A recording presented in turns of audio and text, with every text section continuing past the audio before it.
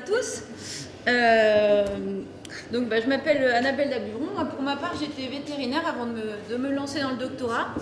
À force de voir la précarité des éleveurs que j'ai pu observer vraiment au quotidien dans ma profession, je me suis sentie plus proche en fait, d'aller travailler sur la socio-économie en fait, de l'élevage, plus que de rester à travailler sur la pathologie animale finalement. Mais pour ça, il a fallu que je reprenne une formation. Donc, je me suis lancée dans un Master 2 avec le CIRAD. Donc, le CIRAD, pour faire court, c'est un peu l'équivalent de l'INRA, mais dans les pays du Sud et sur la coopération de développement. C'est le stand en face. Et donc, le CIRAD m'a permis en fait, de me lancer dans une expérience de recherche. Au départ, j'ai fait un premier stage en fait, auprès des éleveurs laitiers du Caire, donc les éleveurs qui produisaient dans la ville du Caire. C'était vraiment passionnant. Et puis au terme de ce travail, j'ai eu la chance de continuer par une thèse en développement agricole, avec l'UMR Selmet aussi. Et bon, après un petit peu d'hésitation, parce que c'était un parcours un peu particulier de se lancer dans la thèse, les thèmes et les collaborateurs avec qui j'avais l'occasion de travailler m'ont donné envie, et donc je me suis lancée. Alors, qu'est-ce que j'ai fait pendant ces 3 dernières années? J'ai travaillé sur la durabilité des business inclusifs. Donc, qu'est-ce que c'est qu'un business inclusif? En gros, c'est un partenariat, souvent un partenariat multi-acteurs entre une entreprise, une organisation non gouvernementale, donc une ONG, et une organisation publique, bien souvent, qui va essayer en fait de monter un modèle économiquement viable qui va profiter donc à l'entreprise, aux investisseurs, et également à des communautés pauvres, en fait. En essayant en fait de les inclure dans la chaîne de valeur de l'entreprise, soit en tant que consommateur, soit plutôt en tant du côté de l'approvisionnement. Moi, c'est sur ces business inclusifs-là d'approvisionnement que j'ai travaillé, notamment en travaillant sur un cas d'étude qui était donc le projet DEEP de son petit nom, qui est donc Danone Egypt Ecosystem Project. Donc c'était un projet de business inclusif d'approvisionnement laitier qui a été financé en 2011 par le fonds de dotation Danone Ecosystem, l'entreprise Danone, et qui aussi réunissait dans le partenariat l'ONG CARE, qui est une grosse ONG de développement. L'ambition de ce projet, en fait, donc initié en 2011, ça a été de bâtir des centres de collecte de lait et de services agricoles dans les villages en Égypte pour à la fois sécuriser l'approvisionnement de l'entreprise dans le pays, pour servir ses objectifs de croissance dans le pays, mais également d'essayer de contribuer au développement socio-économique en fait, des paysans qui livraient le lait dans ces centres de collecte. Alors moi, mon travail, en gros, pendant les 3 années, c'était un peu à cheval entre la recherche et l'expertise. Ça a été de faire un peu un diagnostic de ce projet, de formuler des propositions en fait, d'amélioration de ce projet. Je n'ai pas travaillé toute seule, évidemment. J'ai travaillé en collaboration avec des chercheurs français, aussi des chercheurs, des valeureux chercheurs égyptiens avec qui on a fait énormément de travail de terrain. On a sillonné pas mal la campagne égyptienne pour essayer d'avoir des données de terrain valables, en fait, pour asseoir nos analyses. Alors le constat après 6 ans de projet, de ce projet DEEP, c'est que malheureusement ça fonctionne assez mal.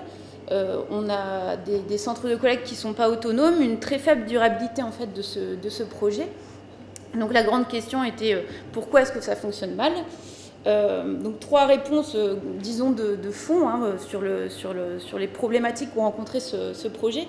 D'abord, le choix des promoteurs du projet d'essayer de répliquer sur l'ensemble du territoire égyptien un business model, alors qu'en réalité, on a une grande diversité de territoires en Égypte, et qui dit diversité de territoire, dit aussi diversité de besoins, en fait. Donc ce qu'on a proposé, nous, et ce qu'on a un peu testé aussi, c'est quand même d'essayer de construire pour chaque territoire un business model qui serait co-construit, en fait, avec les habitants des territoires où les centres de collecte doivent être développés. Le second, disons, écueil qu'a rencontré le projet, ça a été le choix, en fait, de s'appuyer donc, sur des coopératives agricoles publiques en Égypte.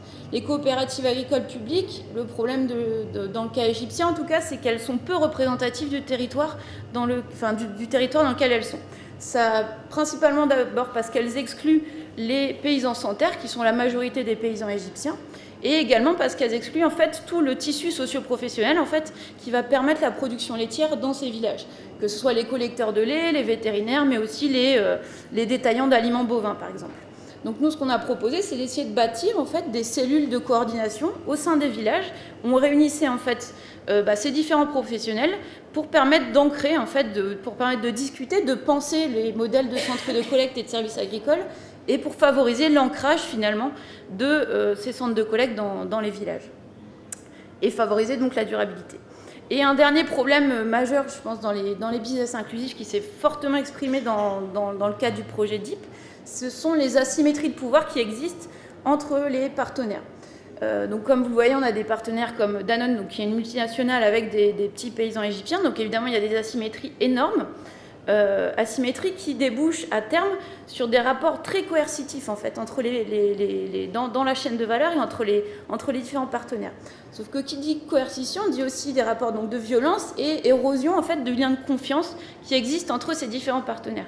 Le problème, c'est qu'on essaye de bâtir un modèle commercial et sans confiance, un modèle commercial, ça ne peut pas fonctionner.